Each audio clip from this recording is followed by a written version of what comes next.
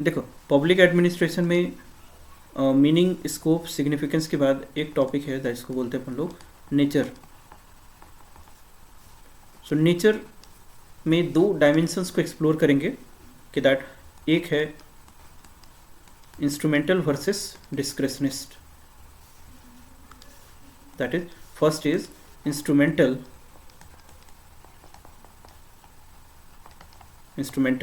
Versus discretionist, और दूसरा है public administration versus private administration. Public administration versus private administration. तो दोनों डायमेंशन को एक्सप्लोर करते हैं हम लोग। कि सबसे पहला पॉइंट है that is called instrumental versus discretionist. Instrumental versus discretionist, जो कि हम लोग ब्यूरोक्रेसी में बताए थे कि ब्यूरोक्रेसी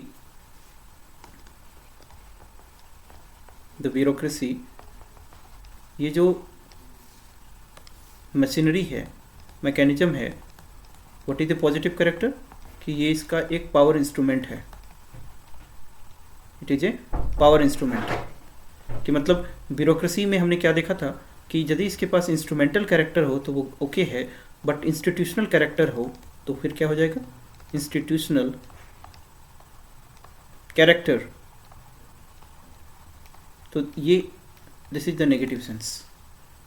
तो इंस्ट्रूमेंटल और डिस्क्रिशनिस्ट डायमेंशंस के जो थिंकर्स हैं वो क्या बात करते हैं कि हम लोग के पास एक पार्लियामेंट्री डेमोक्रेसी है, सभी को पता है। तो इस पार्लियामेंट्री डेमोक्रेसी में जैसे मान लेते हैं कोई डिपार्टमेंट है, कोई भी डिपार्टमेंट, तो डिपार्टमेंट में दो हेड्स होते हैं। कि मान लेते हैं हेड जो है उसको हम लोग बोल रहे हैं मिनिस्टर्स। जैसे फाइनेंस मिनिस्ट्री है, होम मिनिस्ट्री है, जो भी है, देयर इज कॉल्ड मिनिस्टर। और उस मिनिस्ट्री में, उस डिपार्टमेंट में क्या होगा, डिपार्टमेंटल सेक्रेटरी है ना। जैसे for example there is called home ministry, तो होम मिनिस्टर होगा and there is called secretary to the home ministry. तो it is there would be a secretary. और जो सेक्रेटरी होता है किसी भी मिनिस्ट्री का नहीं होता है, तो सेक्रेटरी टू हमेशा क्या लिखते हैं, गवर्नमेंट ऑफ इंडिया। तो होम मिनिस्ट्री में भी है, लेकिन उसका सेक्रेटरी का डेजिग्नेशन क्या लिखेंगे, secretary to government of India. उसको कभी भी सेक्रेटरी टू होम मिनिस्ट्री ऐसा नहीं लिखा जाता है। तो डिपार्टमेंट में एक मिनिस्टर होगा, एक सेक्रेटरी होगा। तो जनरली ये जो सेक्रेटरी है, ये सेक्रेटरी अल्टीमेट अकाउंटेबल किसके लिए होता है, मिनिस्टर के लिए होता है कि भारत के संविधान के लिए होता है, कॉन्स्टिट्यूशन। वो अल्टीमेट अकाउंटेबल किसके लिए है, भारत के संविधान के लिए है। तो जो सिविल सर्वेंट है, ये जो डिपार्टमेंट है, जो डिपार्टमेंटल सेक्रेटरी होगा, वो क्या होता है, परमानेंट एग्जीक्यूटिव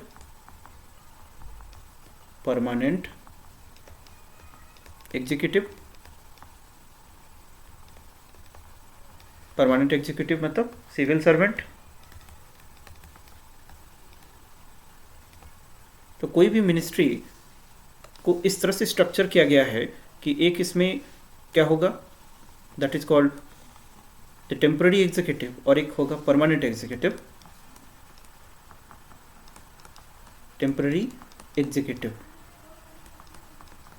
और एक होगा परमानेंट एग्जीक्यूटिव। तो ये परमानेंट एग्जीक्यूटिव अल्टीमेट अकाउंटेबल किसके लिए है, कॉन्स्टिट्यूशन के लिए। अल्टीमेट अकाउंटेबिलिटी किसके लिए है, पीपल ऑफ इंडिया के लिए, people of India. But at the same time वो एक बैलेंसिंग विल की तरह काम करता है कि जो मिनिस्टर्स हैं और जो डिपार्टमेंटल सेक्रेटरी हैं, दोनों एक दूसरे के साथ यूनिशन में काम करें, नॉट इन ट्रेड ऑफ में काम नहीं करें, दोनों एक दूसरे के साथ में काम करें। तो बोल सकते हैं कि दैट फॉर द मोमेंट ये कैसा है, इमीडिएट बॉस है। पार्लियामेंट्री सिस्टम में जो पोर्टफोलियो मिनिस्ट्री का इमीडिएट बॉस कौन होता है, मिनिस्टर्स। लेकिन ये बॉस कहने का मतलब है कि जो डिपार्टमेंटल सेक्रेटरी कहीं भी सबऑर्डिनेट नहीं है। ये सबऑर्डिनेट किसके लिए है, संविधान के लिए। सबऑर्डिनेट किसके लिए है, पीपल ऑफ इंडिया के लिए, he is not subordinate to the minister, he act as an assistance, उसका सपोर्ट की तरह काम करेंगे। तो ये है डिपार्टमेंटल, दैट इज कॉल्ड एक कंसेप्ट। तो हम लोग इस पार्लियामेंट्री डेमोक्रेसी में कोई भी सबऑर्डिनेट, कोई सुपर ऑर्डिनेट नहीं है जब मिनिस्टर वाइज, पोर्टफोलियो वाइज और सेक्रेटरी वाइज दिखते हैं। तो जो इंस्ट्रूमेंटल लिस्ट कैरेक्टर वाले जो लोग बात करते हैं वो बिलीव करते हैं कि that what is the public administration और bureaucracy, it is an inert tool. जो ब्यूरोक्रेसी है और पब्लिक एडमिनिस्ट्रेशन है, ठीक है, ये कैसा है, this is an inert tool.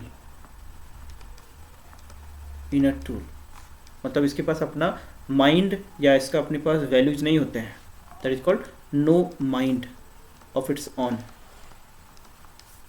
लेकिन डिस्क्रिशनिस्ट वाले बिलीव करते हैं कि no, bureaucracy is not an inert tool, not a passive tool. ये कैसा टूल है, it has an own wisdom,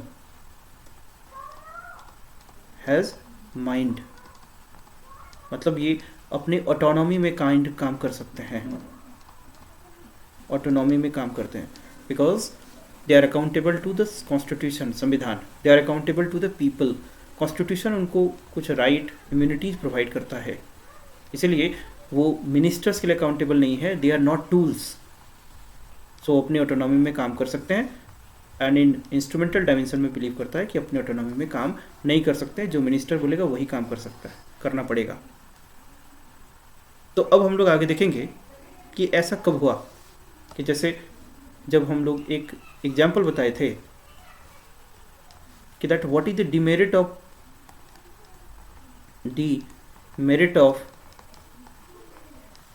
the parliamentary democracy.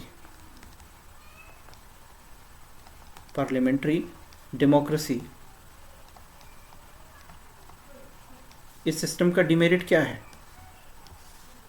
What is the demerit of the parliamentary democracy और specially the representative parliamentary democracy, जैसे हमारे India में है representative. इसमें demerit ये है, समटाइम जब भी party in power exercise the absolute majority,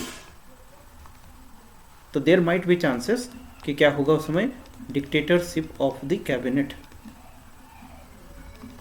dictatorship of cabinet, ये वन ऑफ द डिमेरिट है रिप्रेजेंटेटिव डेमोक्रेसी का। तो डिक्टेटरशिप ऑफ द कैबिनेट है यहाँ पर। तो जैसे कि एग्जांपल जो हम लोग देखे थे कि मान लेते हैं कि that is called Indira Gandhi era. Indira Gandhi era, तो इंदिरा गांधी एरा में एक जो आउटकम है वो क्या था, one example was the committed bureaucracy, the committed bureaucracy. क्या फंडा है कमिटेड ब्यूरोक्रेसी का, लेकिन सारे ब्यूरोक्रेसी कमिटेड नहीं हुआ, उसमें से एक जो सेक्शन ऑफ ब्यूरोक्रेट्स हैं वो लोग कैसे कहलाए, civil service activist, civil service activist ये भी रहे।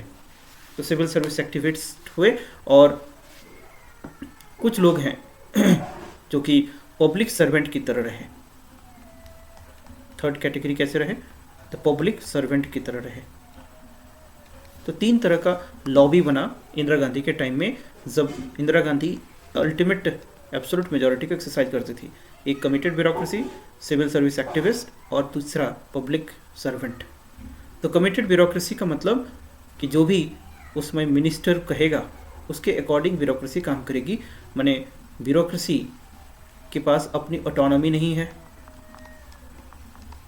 That is no autonomy, that is no mind. ये कैसे काम करेंगे, they would like an passive tool. क्या काम करेंगे, मिनिस्टेरियल अकाउंटेबिलिटी, मिनिस्टेरियल अकाउंटेबिलिटी, ठीक है। ये कैसे होंगे, they are like robotic tools,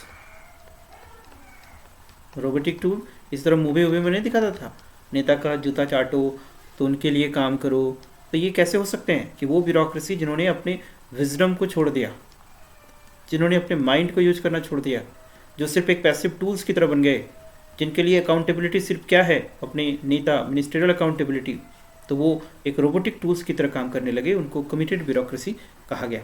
तो उसी कमिटेड ब्यूरोक्रेसी को हम लोग क्या बोलेंगे, that is called instrumental dimension of the bureaucracy, कि bureaucracy has no mind, it is just like an inert tool. लेकिन सारे लोग, पूरा सिविल सर्विस लॉबी इस डायमेंशन में नहीं जाएगा। उसमें से एक है जो पब्लिक सर्वेंट, जो अभी भी क्या बात करेंगे, दे हैव ऑटोनोमस इंस्टीट्यूशंस। तो हम लोग क्या बात कर सकते हैं इस डिबेट में कि the instrumental dimension of bureaucracy और डिस्क्रिशनिस्ट डायमेंशन ऑफ द ब्यूरोक्रेसी में दो चार पॉइंट्स हम लोग लिखेंगे।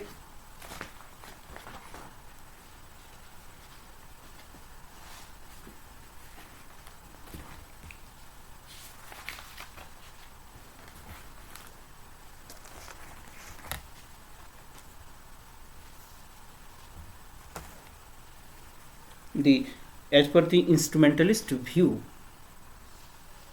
इसको ऐसे लिख सकते हैं, that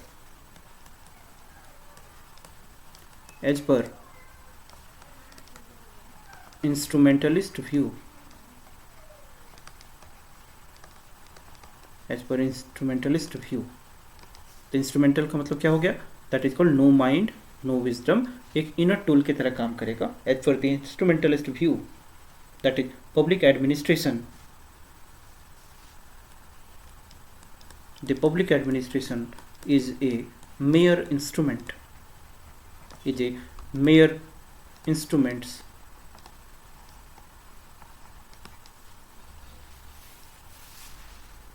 in the hands of political executives, in the hands of political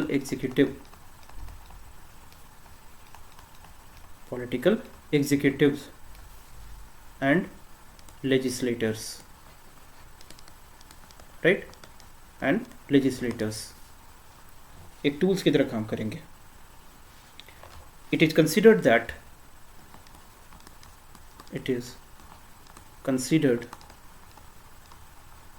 that ये क्या माना जाता है, इट इज कंसिडर्ड दैट कि they are a professional tool, it is considered that कि जो ब्यूरोक्रेसी है, they are professional tool, they are the professional tool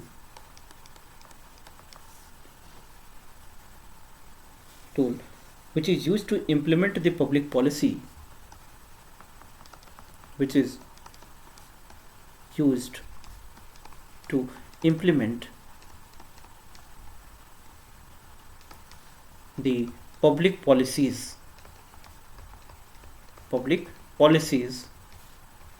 with efficiency, ठीक है, with efficiency। तो यहाँ पर सिर्फ एक ही अकाउंटेबिलिटी है इंस्ट्रूमेंटलिस्ट डायमेंशन में, कि ये मेयर टूल्स हैं under the hand of political executive और द लेजिस्लेटर्स। और ये बात करता है कि ये मान के चलता है कि ब्यूरोक्रेसी एक प्रोफेशनल टूल है, ऑफ कोर्स, क्योंकि ये लीगल रैशनल अथॉरिटी है, which is used to implement the public policies with efficiency. यहाँ पर जो सिविल सर्विस, जो पब्लिक सर्विस है, उसका गोल कॉन्स्टिट्यूशनल वैल्यूज नहीं है, बल्कि क्या है, दैट इज कॉल्ड, यहाँ पर दो तीन पॉइंट लिख लेंगे तो समझ में आएगा। Its job is not to focus on goals of constitution, not to focus on goals of constitution, not to focus on goals of constitution। क्यों? अल्टीमेट अकाउंटेबिलिटी कहाँ है? Ministerial accountability. So they are like inner tools. क्या लिख सकते हैं? They are like the inner tools. What does it mean? Inner tool inner tool. So here they focus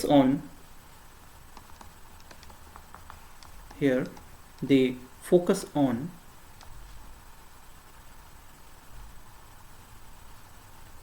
the achievement of public policies, implementation of public policies, the implementation of public policies, implementation of the public policies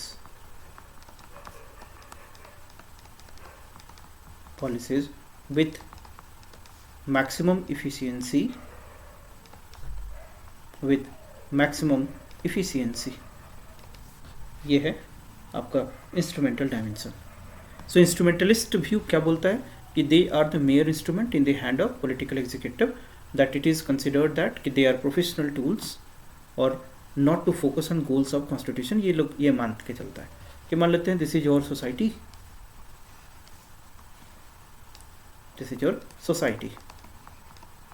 this society में that is called this is your bureaucracy. तो bureaucracy हम सभी पढ़े हैं कि it is based on legal rational authority, लेकिन bureaucracy कभी committed bureaucracy की तरह काम करता है. तो what is legal rational authority कि मतलब जो भी काम करेगा उसका एक पर्पस होगा, लॉजिक होगा, सब कुछ होगा. लेकिन ब्यूरोक्रेसी कभी कभी हम लोग क्या देखते हैं कि सिर्फ एक मिनिस्ट्रियल अकाउंटेबिलिटी में काम करेगा. उनके गोल सोसाइटी के नहीं, वो कॉन्स्टिट्यूशंस के वैल्यूज़ के अकॉर्डिंग नहीं काम करेगा, बल्कि वो किसके अकॉर्डिंग काम करेगा, जो कि उनके पास इमीडिएट बॉस की अकाउंटेबिलिटी है.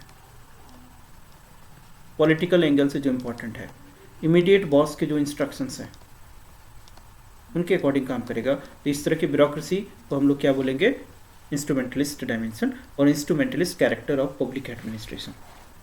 लेकिन सब इस व्यू पॉइंट से एग्री नहीं करता है. तो सेकंड जो स्कूल है that is called discretionist school. The second view क्या बात करता है, डिस्क्रेशनिस्ट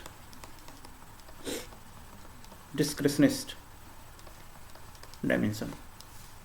Now discretionist view, what they say, that they believe the public administration is an autonomous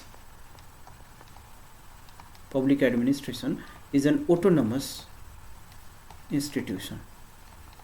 Public administration is not a inner tool. ये कैसा institution है, it is an autonomous institution. It is subordinate to constitution. It is subordinate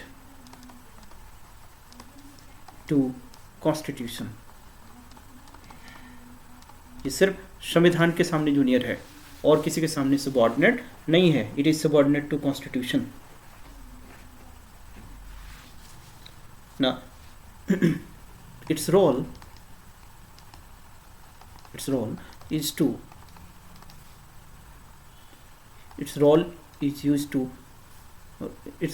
to use skill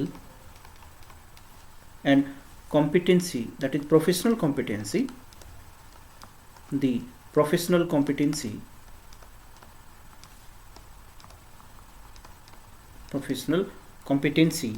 to maximize the public interest,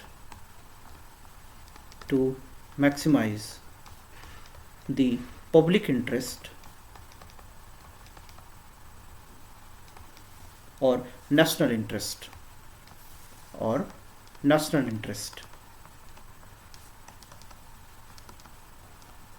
ठीक है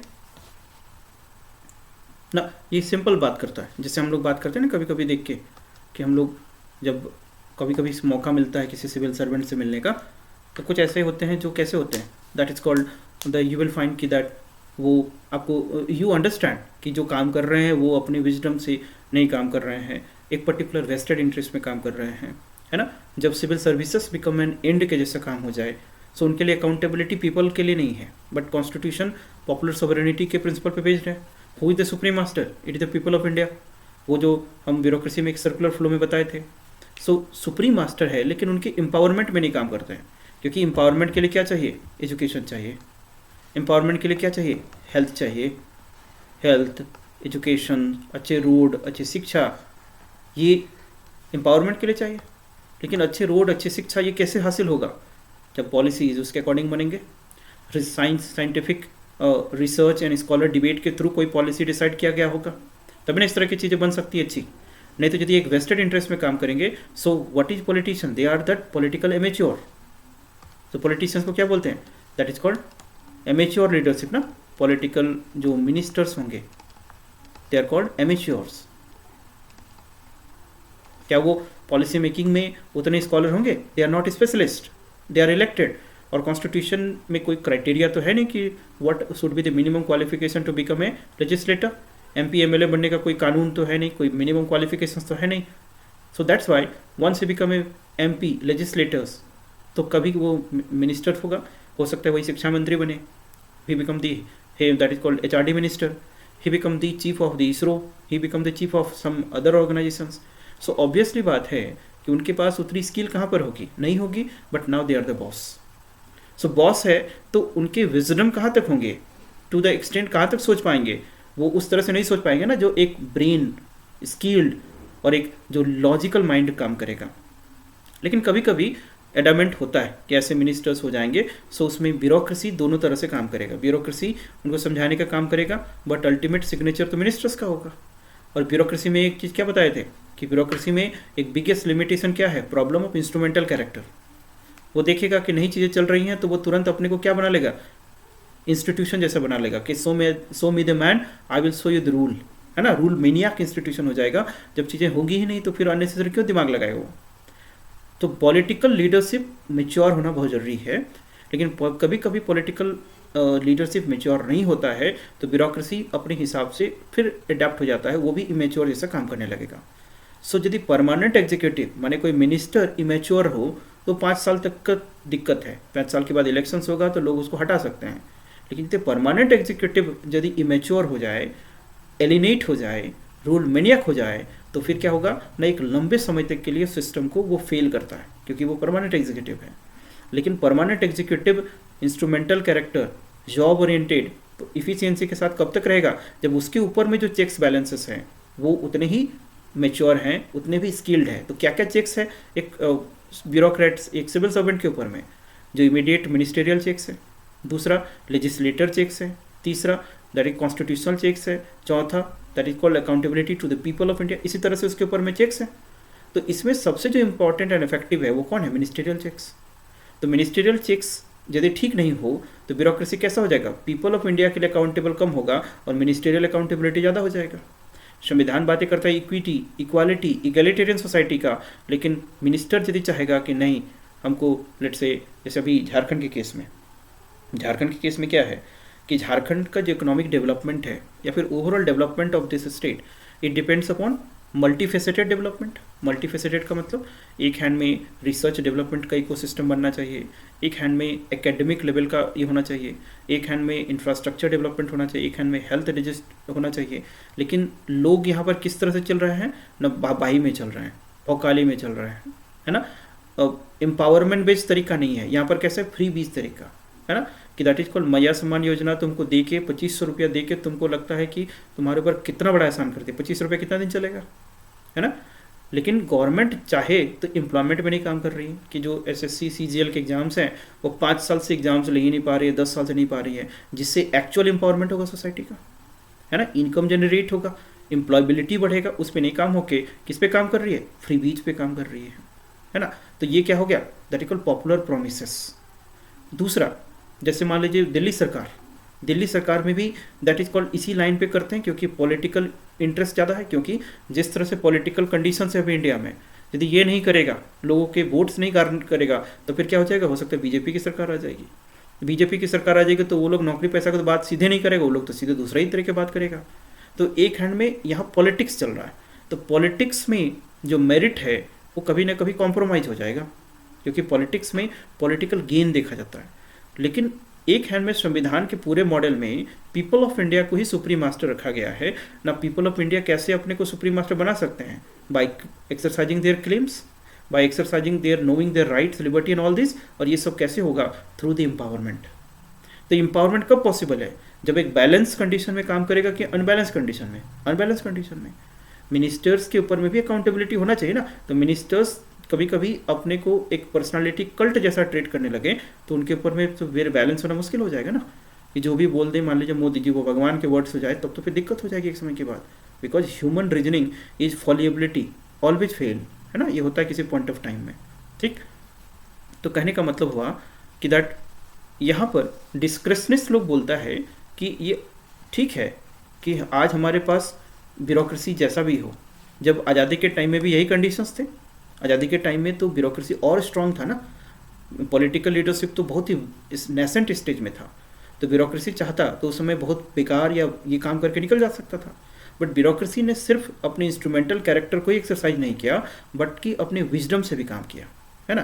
जैसे Covid के time में जैसे कोई डिस्ट्रिक्ट कलेक्टर किसी एरिया में जाके यदि डिस्ट्रीब्यूट कर दे बेसिक लिवलीहुड्स के सामान, तो वो क्या हमेशा मिनिस्ट्रियल के ऑर्डर्स में काम करेगा? नहीं, वो तो अपने भी पर्सनालिटी पे बहुत सारे काम होते हैं ना। सो ये बोलते हैं कि वो अपनी ऑटोनॉमी में भी काम कर सकता है, because the public administration is accountable to constitution, it is accountable to people, it is not only accountable to the ministers. लेकिन मिनिस्टर्स के साथ एक बैलेंसिंग विल है, तो इसीलिए दोनों के बीच में बैलेंस कर सकता है, क्योंकि इसके पास अपना क्या होता है? माइंड हो सकता है, इनके पास अपना एक विजडम होता है। तो लेकिन पास्ट में हमारे पास एग्जाम्पल हुए हैं कमिटेड ब्यूरोक्रेसी। तो इसीलिए ये स्कूल आगे चल के निकला कि एक व्यू पॉइंट है जो बात करता है कि पब्लिक एडमिनिस्ट्रेशन के पास कोई भी अपना माइंड नहीं है। ये सिर्फ एक इनर टूल है और एक प्रोफेशनल टूल है जो कि पॉलिसीज़ के इम्प्लीमेंट करता है। इसका अल्टीमेट गोल संविधान नहीं है। अल्टीमेट गोल क्या है? Satisfaction to the boss, satisfaction to the boss, individual satisfaction. तो ये किस व्यू को दर्शाता है? This is the instrumentalist character of पबार्ड। But another schools would disagree.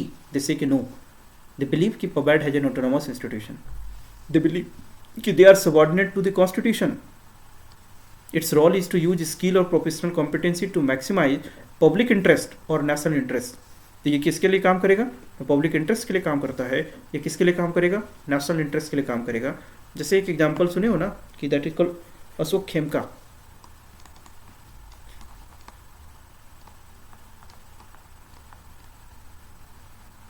है ना। अशोक खेमका, है ना। और बहुत सारे के और भी बहुत सारे आईएएस ऑफिसर्स रहे हैं पास्ट में जो कभी भी मिनिस्टरियल प्रेशर में काम नहीं किए हैं। वो बोलते हैं कि ठीक है ट्रांसफ़र कर दो। तो that's why they do not compromise with their integrity, because जैसे कि दैट अल्टीमेट अकाउंटेबिलिटी कहाँ है हमारे पास? पीपल ऑफ इंडिया के लिए। That sometimes the civil servant chooses that what to transfer instead of that is called becoming committed to their immediate masters और political masters. तो that's why वो किस category में होंगे? डिस्क्रिशनरी कैटेगरी में होंगे, ठीक है। There are civil service board जो सिविल सर्वेंट्स के ऑटोनॉमी के काम करता है। तो ये सब किस लिए है? क्योंकि वो लोग अपने एक ऑटोनमस इंस्टीट्यूशंस की तरह काम कर सके। तो डिस्क्रिशनरी वर्सेस इसमें ये सब बातें होंगी। तो लास्ट में लिख सकते हैं कि that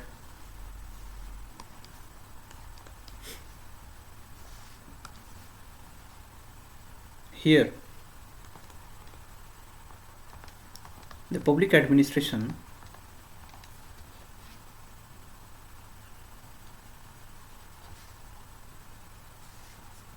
has a mind. Public administration has a mind of its own,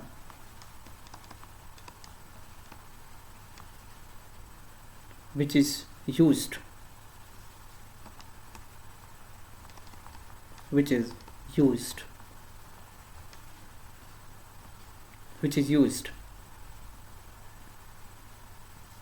to which is used to be accountable माने answerable,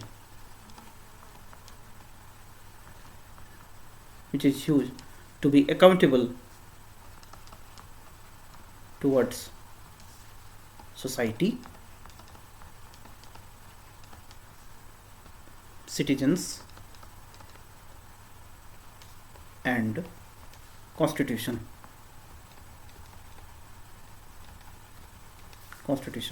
right. Article number 311, 312, article number 312 ये civil service immunity, civil service powers की बात करता है ना।